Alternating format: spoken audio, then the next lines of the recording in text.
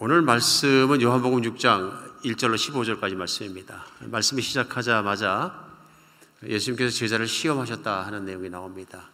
물론 성경에서는 하나님은 아무도 사람을 시험하지 않는다 말씀하십니다. 여기서 말씀하신 시험은 좀 다른 뜻입니다. 하나님이 시험치 않는다는 것은 마귀가 사람을 넘어뜨리게 하는 것처럼 사람을 유혹해서 악에 빠지고 죄를 짓게 하는 것, 이것은 유혹해서 쓰러뜨리는 시험이죠. 우리 시험에 들게 하지 마옵시고 마찬가지로 그런 시험인데요. 오늘 말씀드리는 본문 가운데 나오는 시험이란 단어는 그런 뜻이 아니고 테스트, 순수하게 다루어보다 실력을 드러내다, 속을 드러내다 할 때 쓰는 테스트입니다. 우리도 그런 시험, 테스트하는 시험 우리 많이 봤습니다. 시험에 대해서 많이 알죠. 특별히 우리 어릴 때부터 초등학교 들어가자마자부터 시작되는 게 뭐냐면 시험입니다. 시험 안 볼 수가 없고요. 좀 다른 건 다 몰라도 학교에 시험만 없으면 행복하겠다 아마 학생들이 생각할지도 모릅니다. 그죠? 친구들도 재밌고 다 좋은데 시험이 몇 번 있어 굉장히 괴롭다고 하는 경우가 많이 있을 것 같습니다. 특별히 공부를 잘하지 않았다면은 아마 시험이 늘 괴로웠다 하는 기억을 가지고 계실 줄로 압니다. 시험 트라우마가 있는 분도 계시는데 시험만 되면 이상하게 안 된다. 그 시험이 참 어려운 건 틀림없습니다. 그러나 꼭 필요한 것입니다.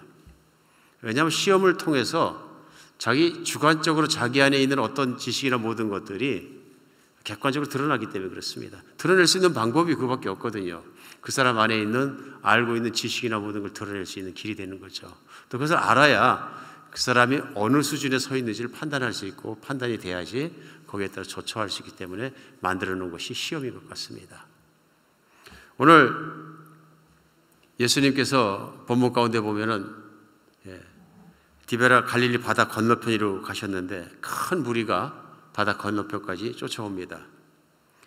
그 이유는 뭐냐면 병자에게 행하는 표적을 본 까닭이다 하고 오늘 말씀 시작하면서 2절에 나옵니다. 그런데 예수님께서 나가서 보시면서 5절에 보면 예수께서 눈을 들어 큰 무리가 자기에게 오는 것을 보시고 빌립에게 이르시되 이렇게 시작합니다. 그러니까 그 무리들이 예수님을 향해서 걸어오는 것을 보시고 큰 빈 들이었던 것 같습니다. 들판에 아무것도 없는 것이 같습니다. 그런데 예수님께서 그들을 보시자 빌립에게 일단 물어보셨다. 그 내용이 뭐냐면 우리가 어디서 떡을 사서 이 사람들을 먹이겠느냐 하고 물어보셨습니다. 들판이고 살 것도 없는데 빌립에게 물어본 것입니다. 이 사람들을 어떻게 먹여야 되겠느냐, 어떻게 먹여야 되겠느냐 물어보십니다.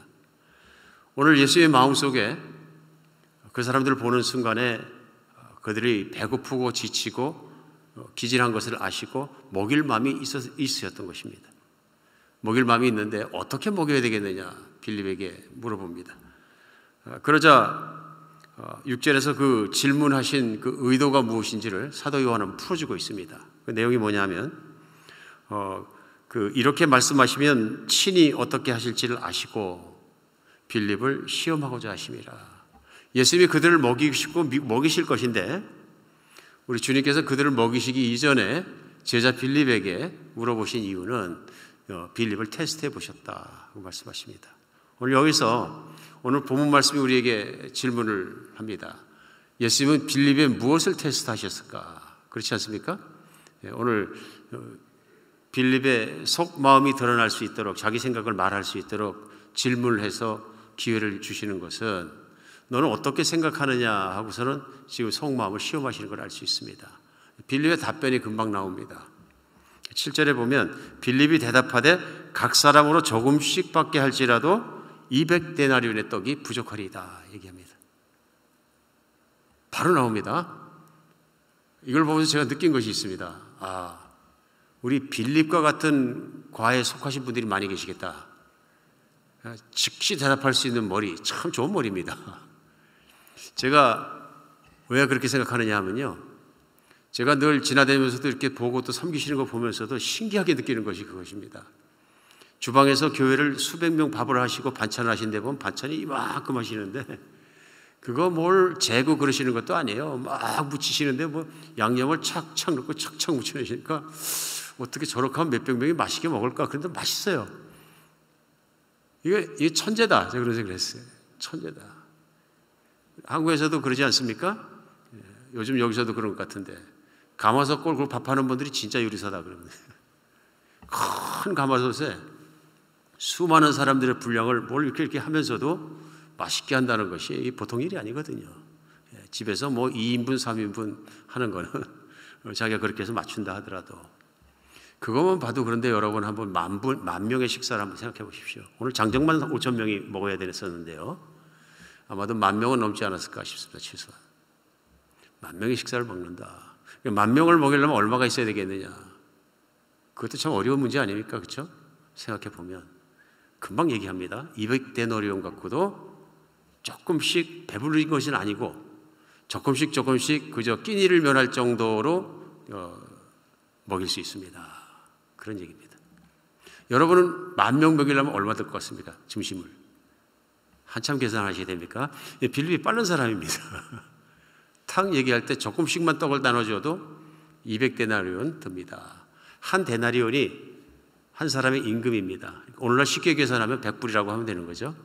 가정에 봤을 때 10,000명을 먹어야 되면 몇 불이 되는 겁니까?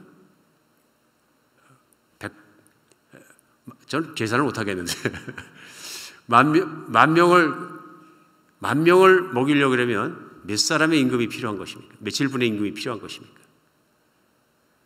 이거 뭐 산수 잘 하시는 분들 한참 계산해야 되잖아요. 그렇죠?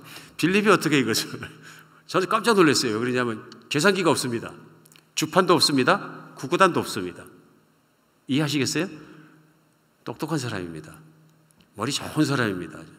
그 당시에 셈법대로 셈법한 거죠. 자기의 경험도 들어갔을 거고요. 착착착 계산해서 노동자 노임으로 해가지고 200일치 노임이 필요합니다. 그럼 얼마일까요? 100불씩 했으면 20,000불. 오늘날도 10,000명 20,000불이면 먹일까요? 그래서 제가 생각해 봤어요. 점심 먹기 힘들죠. 요즘에는 비싸져가지고 김밥 한 줄씩 하면요. 김밥 한 줄씩만 하더라도 간신히 될까 말까 합니다. 오늘도 현실성이 있습니까? 현실성이 있습니다. 이 내용을 이렇게 보면서 참 계산 빠르다. 오늘 빌립은 똑똑한 사람입니다. 머리 좋은 사람이고요. 그 다음에 현실적인 사람입니다.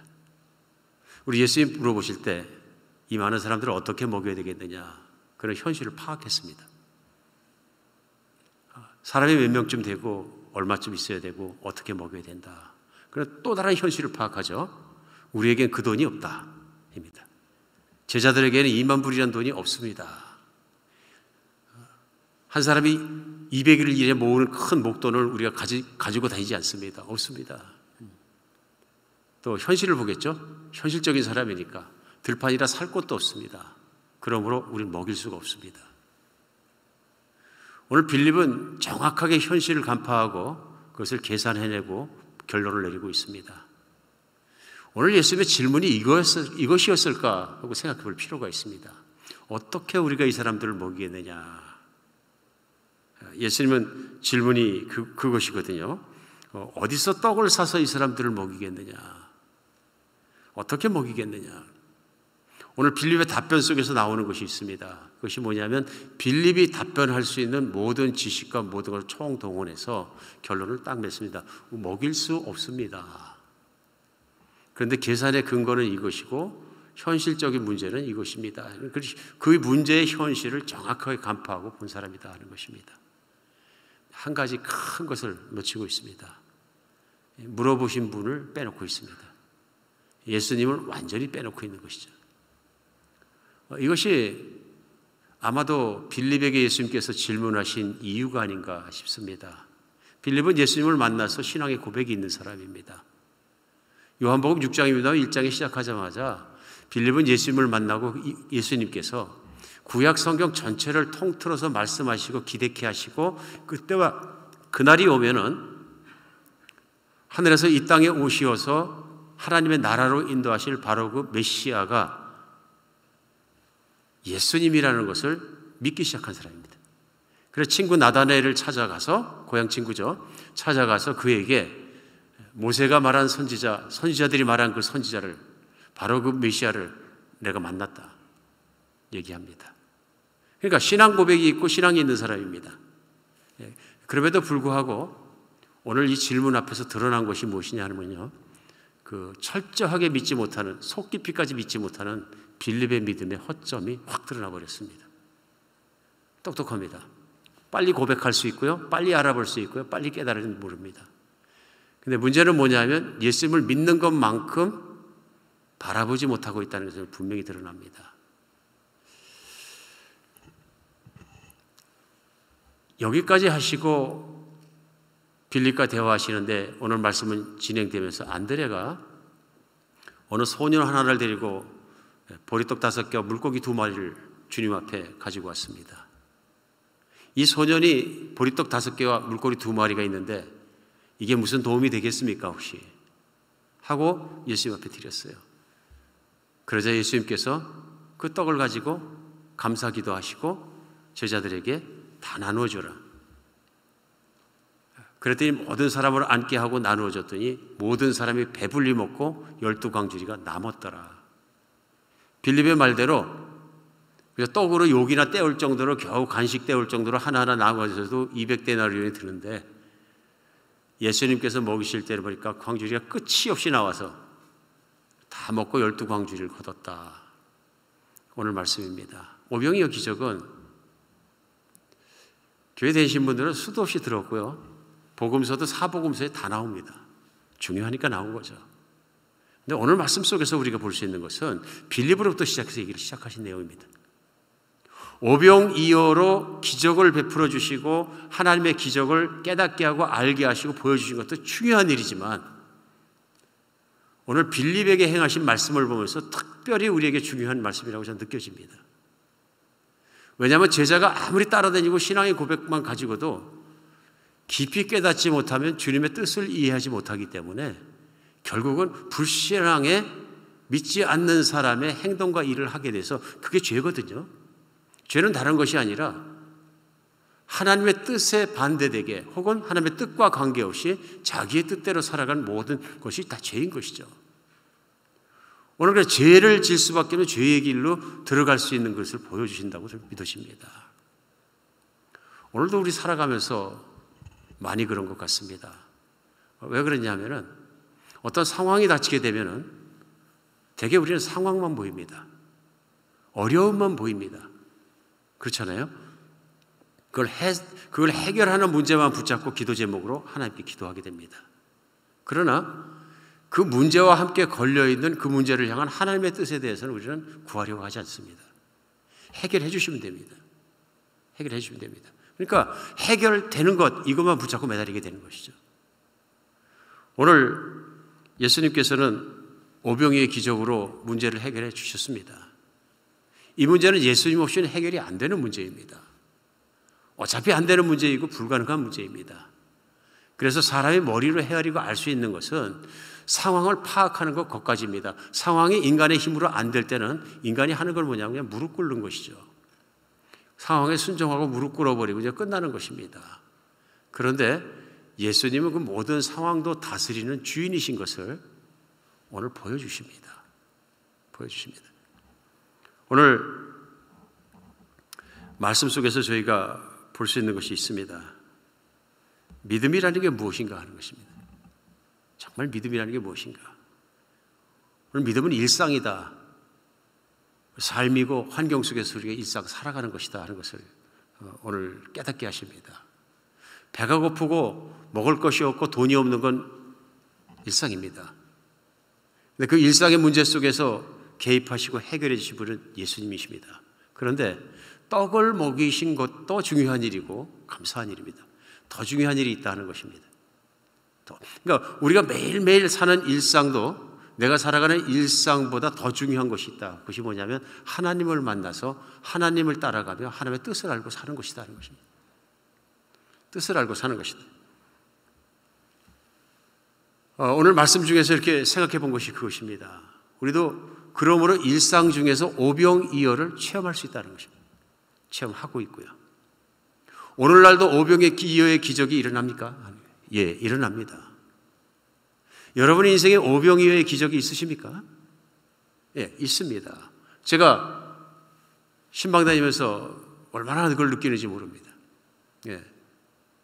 어느 자매님 정말로 그 암에 걸리셔서 고생하실 때 하나님께서 은혜로 그 암을 깨끗이 낫게 해주셨어요. 뿐만 아니라 이제는 먹고 살 길을 찾으셔야 되는데 투병만 하다가 참 홀로 살고 어려운 과정 중에서도 하나님이 기적적으로 도와주셔서 직장도 갖게 하시고 돈도 벌게 하시고 또 살 것도 마련해 주시고 해결해 주셨어요.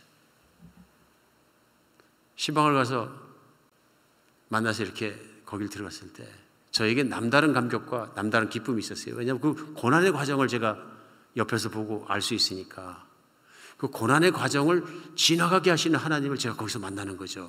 그러니까 저도 기쁘고 기쁜 그분도 기쁘고. 근데 환경을 돌아보면 사람들이 볼 때는 그렇게 큰 환경이 아니에요. 평범하게 직장 가졌고 직장 가졌으니까 아파트를 얻었고 아파트 방 하나에서 사시는 거예요. 뭐 큰 집에 사시는 분도 많고 평생 먹고 살 돈 있는 분도 여러 분 계시는데 그저 연세 드셔서 일하고 일해서 아파트에 살 만큼이라면 뭐 그렇게 대단히 감사할 일이겠나. 그러나 그분은 막 펄펄 뛰게 기뻤고 왜 그러냐면 오병이어의 기적을 체험하셨기 때문에 그래요. 오병이어의 기적을. 그분에게는 그것이 오병이어인 거죠. 하나님이 기도를 들으시고 하나님이 함께 계시고 하나님이 해결해 주시고 하나님이 살게 해주시고 하나님이 걸어가게 하신 하나님의 공급하심을 철저하게 체험하는 거죠. 오병이어는 믿음의 사람이 하나님의 그 공급하심을 체험할 때 고백하게 됩니다. 우리 지난주에 저희 사는 지역에 있는 침례교 어소시에이션 그래서 구넷 메트로 배프티스트 어소시에이션의 미션 디렉터 오셔가지고 말씀 전해주셨는데요. 12년 전에는 이제 그분이 아닌 다른 분이 미션 디렉터를 하셨습니다. 아침에 어느 날 12년 전에 일찍 그 미션 디렉터가 전화를 하셨어요, 저한테. 그리고 불쑥 전화를 하셨을까? 그랬더니 교회에서 좀 만나자. 그런데 그때 말씀하신 교회가 이 교회입니다. 그때는 그 로메니안 베프티스트 교회가 지어가지고 6년인가 있었던 곳이죠. 이곳이어서 주차장에서 만나자. 그래서 제가 만나자는 시간 오전에 왔더니 아무 차도 없고 그 목사님만 딱 기다리고 계신 거예요. 그래서 만나서 인사를 했더니 말씀하시는 거예요. 그러면서 안에도 안 들어오고 이렇게 교회를 한번 둘러보십시오. 그래서 둘러봤더니 무슨 비전이나 뭐 그런 게 보이십니까? 그러더라고요. Do you see any vision or something? 그래서 제가 쭉 둘러보니까 아무것도 안 보입니다. 그랬더니 그러면 교회가 어떻게 보이십니까? 그랬더니 좋습니다. 아늑하고 터도 좋고 정말 교회 도시만에서 너무너무 캠퍼스가 이쁘게 앉았습니다. 그랬더니 마음으로 그 한비전 교인들하고 여기서 예배드리고 주님을 섬기고 그러실 마음은 안 일어나십니까? 안 일어납니다. 그랬더니 나는 일어나는데 왜 이 목사님은 안 일어나지 모르겠습니다. 그러더라고요. 이분은 마음을 먹고 오신 거죠.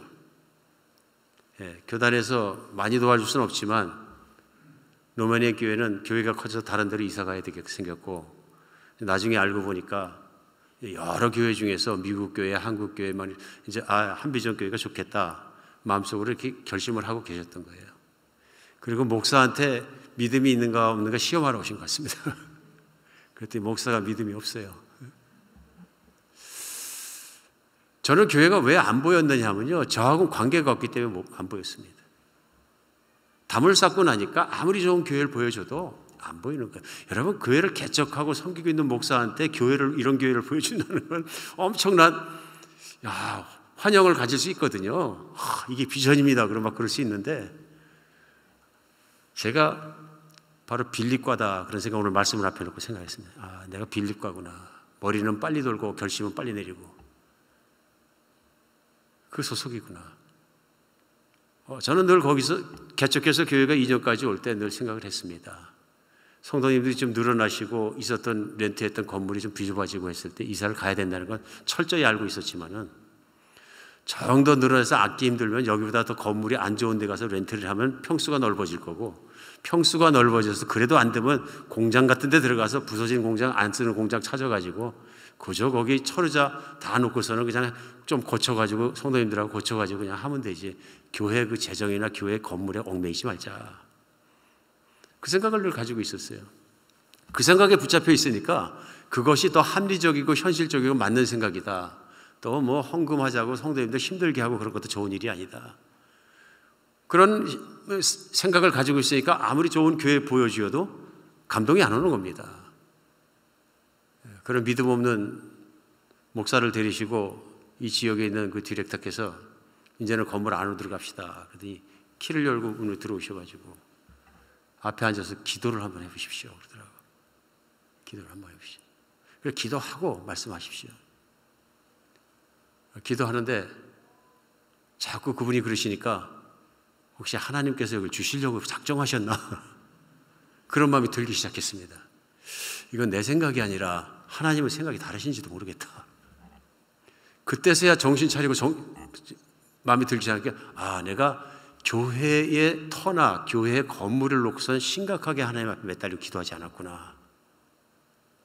내가 현실적으로 해결 방안만 찾았지, 또 현실적 타협 방안만 늘 찾았지, 심각하게 이 문제를 붙잡고 하나님의 뜻이 무엇인지를 구하지 않았구나. 기도하는데 확 깨달음이 왔어요. 하나님이 제 뒤통수를 치시면서 가르치시는 것 같고 또 제 불신앙을 드러나게 하는 것 같아서 움찔했습니다. 거기서 기도하고 교회 와서 제가 실토를 하고 교인들 한번 다 오시라 그래갖고 함께 기도합시다. 그래서 이 교회에서 처음 기도했던 기억이 납니다. 기도해서 우리 마음을 다 같이 어떤 마음을 하나님이 주시는지 우리 받았으면 좋겠습니다. 그래서 시작을 했습니다. 오병이어죠. 교회의 어떤 성장의 모멘텀이었어요. 하나님이 주셔야 되는 거죠. 근데 제가 빌립 같은 짓을 했던 것을 오늘 본문 말씀 앞에서 말씀을 준비하다 보니까 떠오르는 거예요. 이것이 머리를 빨리 돌리려고 그러는 사람의 단점이구나. 근데 이게 신앙과도 관계가 있구나. 이게 신앙생활을 하나님 앞에 신실하게 하는데 장애가 되는구나. 이게 오늘 빌립이 얼마나 많은 걸 배웠을까 하는 생각을 하게 됩니다. 빌립은 사도가 되었습니다. 이 말은 후에 교회를 담당하고 교회를 섬기고 교회가 또 환난을 당할 수도 있고 교회가 똑같은 어려움을 당할 수도 있습니다. 실제로 예루살렘 교회를 사도들이 맡아서 치리하고 섬기고 가르치고 그럴 때에는 핍박받았지요. 기근 닥쳤죠. 먹고 살 것이 없고 다른 교회들이 다 돈을 모아서 연보했지 않습니까? 우리 3주일에 같이 말씀 나눴고요. 오늘 예수님과 제자들이 있을 때 들판에서 먹을 것이 없는 상황에 있는 것이 아니라 교회 자체가 힘든 일을 지나갈 때 얼마든지 많은 것입니다. 오늘 빌립에게 물어보신 예수님께서는 제자들이 모든 오병이어의 과정을 통해서 그들도 감당하고 그들 겪어야 되는 현실의 상황 속에서 그들이 무엇을 보아야 되며 어떻게 살아야 될지를 분명히 보여주신 사건이라고 오늘 깨달아집니다. 그랬기 때문에 제자들이 허겁지겁하지 않고 환난과 핍박과 모든 문제 중에서도 기근 중에서도 이겨낼 수 있었다. 이겨낼 수 있었다. 그 이유는 뭐냐면 믿음의 바른 길을 걸어가는 것을 깨닫게 되었고 붙잡게 되었다고 믿어집니다.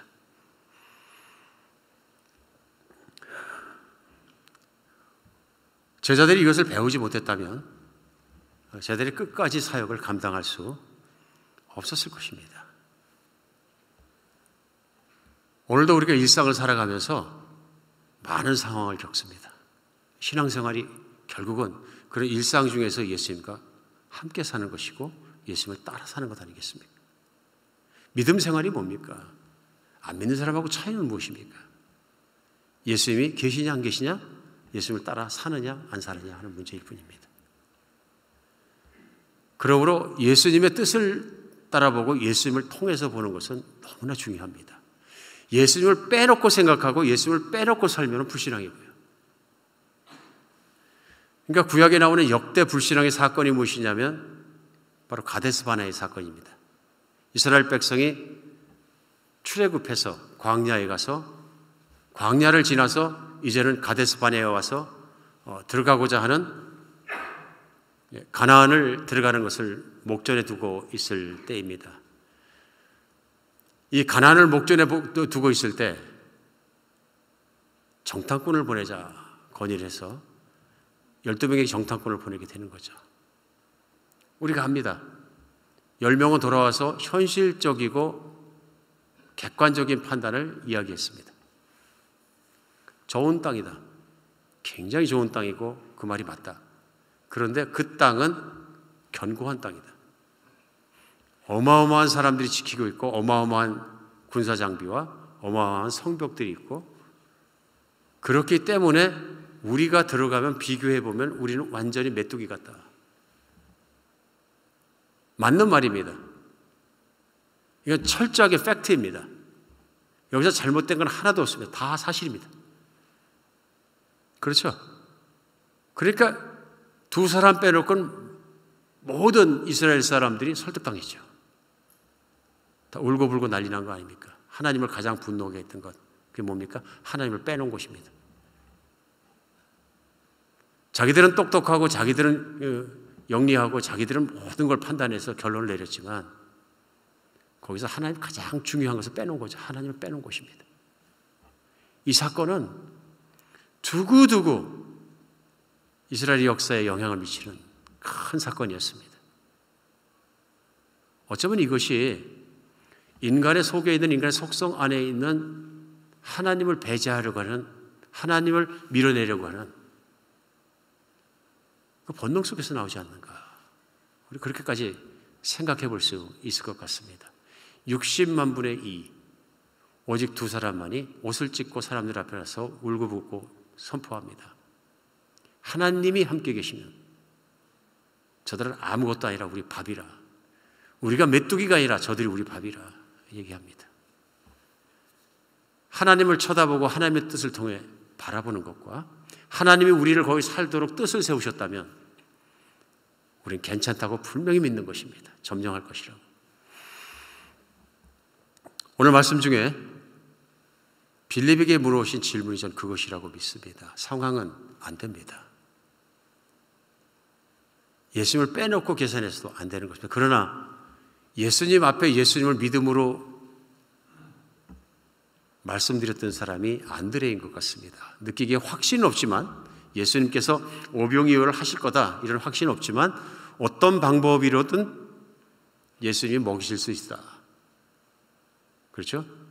이미 물이 변해서 포도주가 되는 기적도 행해 주셨고 필요를 채워주신다. 그러므로 배고픈 것도 채워주실 것이다. 광야에서 물을 먹이시고 광야에서 만나를 먹이신 하나님께서 우리 문제를 해결해 주실 것이다. 그런데 이 조그만 보리떡 5개와 물고기 2마리가 어떻게 쓰일지는 모르지만 이것이라도 혹시 쓰임이 된다면 써서 예수님께서 해결해 주실 줄 믿습니다. 막연하게나마 확신이 없을지라도 믿음의 고백에 행동을 하고 있는 것을 볼 수 있습니다. 이것이 큰 일을 불러왔습니다. 오병이어의 기적이 일어나는 것입니다. 오늘 이 말씀 속에 알 수 있는 건 뭐냐 하면은 살면서 우리에게 최고의 힘은 믿음의 힘입니다. 예수님이 힘입니다. 그래 신앙의 힘은 돈의 힘과는 비교가 안 된다 하는 것입니다. 그래서 우리 기도가 힘이 있는 것이죠. 상황에도 힘이 있고요. 반면에 우리가 예수님의 뜻을 모르고 살아갈 때 하나님의 뜻을 묻지 않고 살아갈 때는 우리는 내 뜻대로 살 가능성이 높은 것이죠. 그래서 야고보서에 보면은 야고보 사도가 현실적으로는 참 납득하지 않는 그런 말씀을 하십니다. 너희 중에 어느 도시에 가서 한 해 동안 일을 해서 돈을 벌고자 하는 자들아 그러면서 그들을 책망합니다. 책망합니다. 너희가 무슨 생각을 하였느냐 그러면서 엄청 책망합니다. 그러니까 오늘날 우리가 생각해 보면 돈이 잘 벌리는 일이 있어서 그 도시에 돈이 잘 벌려서 한 1년간 돈 벌고 온다는 게 나쁘다는 얘기입니까? 아니죠. 그 다음에 야고보 사도는 그걸 설명합니다. 너희가 하나님의 뜻이면 이것도 하고 저것도 하리라 하여야 하거늘 하나님께 여쭙지도 않고 뜻도 모르고 인생 자기 거라고 해가지고 아무렇게나 사는 걸 얘기하는 것이죠. 오늘 말씀 가운데 우리 예수님께서도 제자들에게 배우기 원하는 것이 있습니다. 그것은 뭐냐면 하나님을 알고 하나님을 믿고 하나님의 뜻을 구해 사는 삶을 살기를 원하시는 겁니다. 예수님이 또박또박 이 땅에 오셔서 제자들이 보는 앞에서 그 길을 걸어가셨고요. 그렇게 그 길을 걸어 살아가지 않는 것이 바로 죄인의 길이라는 것을 또렷이 보여주십니다. 그럼 얼마까지 순종하고 얼마까지 걸어가고 얼마까지 가느냐? 그것이 바로 자기의 몸을 다 내어놓고 피 흘리고 몸이 찢어지고 죽기까지, 그래 아버지의 뜻이면 내 몸이 찢어져서 사람들을 위해서 정말 내어놓기까지도 순종하는 그 길이었다는 것을 오늘 오병이어의 기적을 통해서 보여주시고 설명해 주시기를 원하는 것입니다. 떡을 먹고 배불러 쫓아가는 건 잘못은 아닐지 모릅니다. 그러나 예수님이 의도한 것은 아닙니다. 오늘 이들에게 그 기적을 보고 그들이 예수님을 따랐다고 얘기하지만 오늘 본문 말씀이 계속되면서 예수님께서는 그들을 피해서 산으로 도망가셨습니다.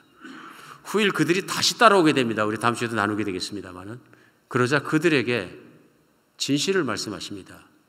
나는 하늘에서 내린 생명의 떡이다 그러십니다. 이걸 이해하기 원하셨던 겁니다.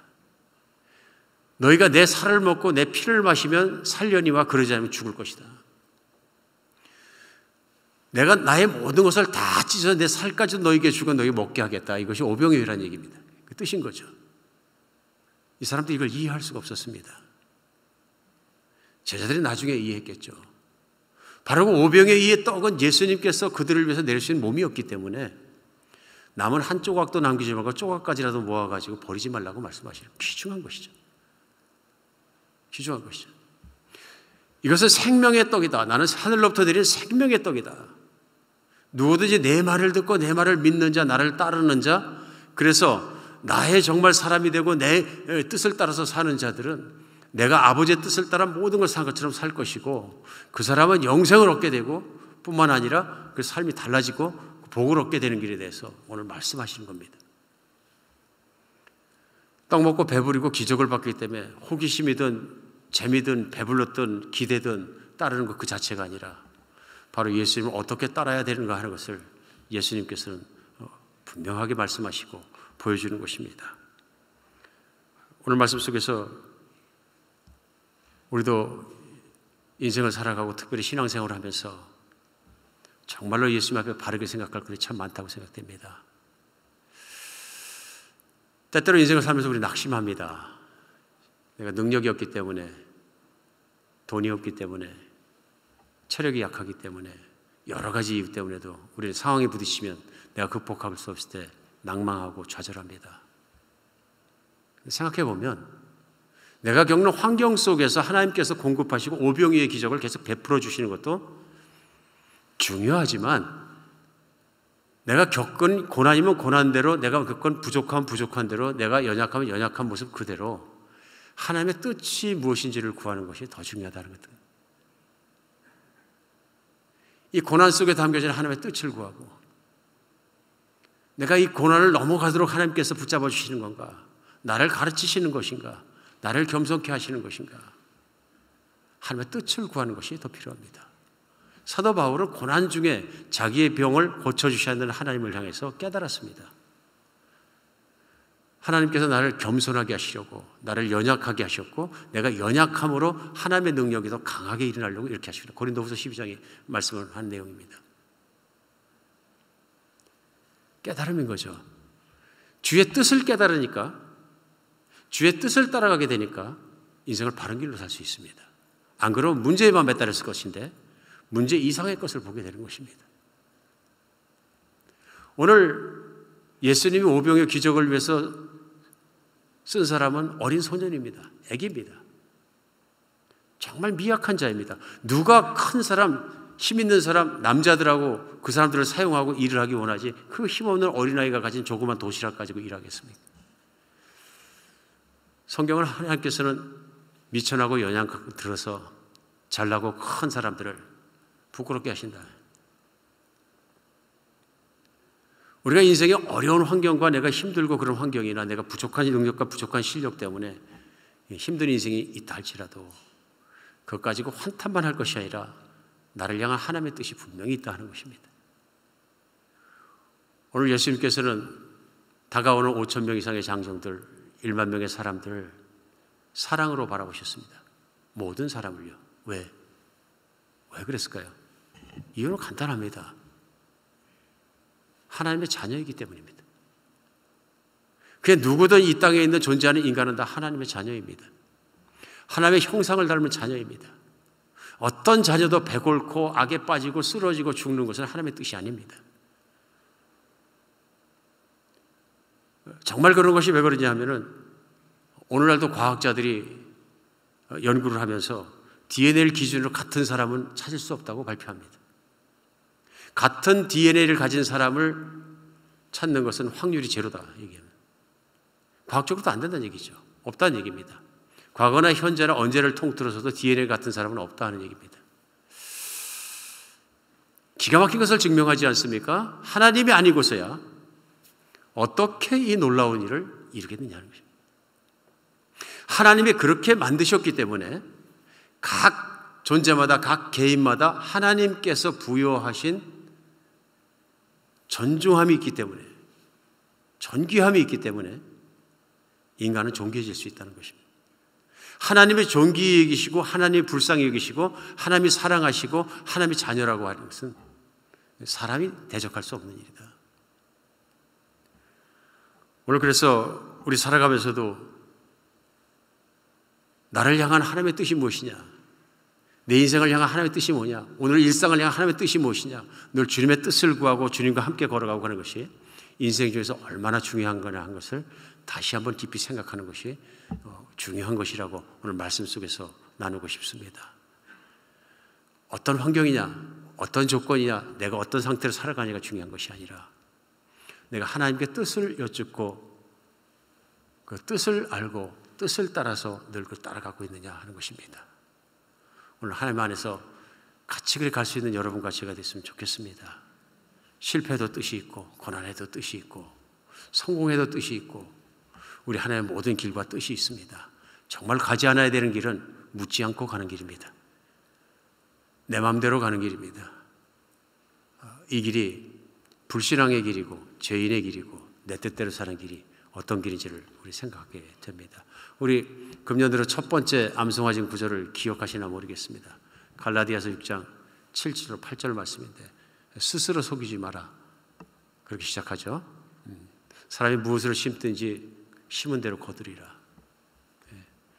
자기 육체를 위하여 심으면 육체로부터 썩어질 것을 거두고 성령을 위하여 심으면 성령으로부터 영생을 거두리라. 육체를 위해 심는 것이 무엇입니까? 이것이 자기 뜻대로 심는 것이다.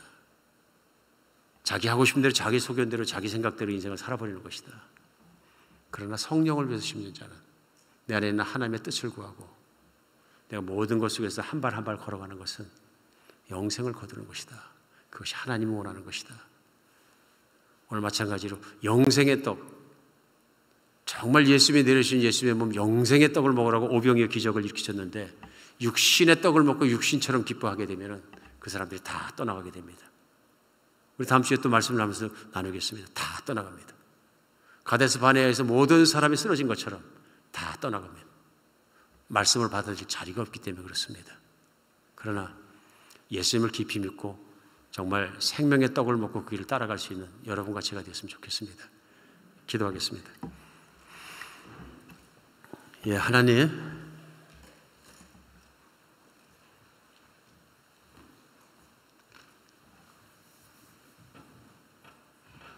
주님의 은혜로 구원을 받습니다. 주님, 그래 저희가 구원을 받고 살아가면서 보니까 오늘 빌립 같은 일을 많이 범합니다. 빌립처럼 한동안 살아갈 때도 많이 있는 것 같습니다. 주님, 저희가 주님의 뜻대로 살지 않으면서도 주님을 주님 주님하고 부릅니다. 오늘 말씀 앞에서 저희가 이제는 주님께서 왜 주여 주여 하는 자마다 다 천국에 들어가는 게 아니라고 하셨는지 분명히 깨닫게 됩니다. 주께서 나의 말대로 나의 뜻대로 행한 자라야 들어가리라. 주님, 주님의 뜻조차 구하지 않는데 어떻게 주님 뜻대로 살겠습니까? 믿음의 허점이 드러납니다. 믿음의 아픈 점들이 드러납니다. 주님, 주님 안에서 믿음의 바른 길을 걸어갈 수 있도록 이제 주님을 붙잡고 주님의 말씀 안에서 온전히 걸어갈 수 있도록 믿음을 도와주시고 주님 함께하여 주시옵소서. 우리 주 예수 그리스도의 이름으로 기도합니다.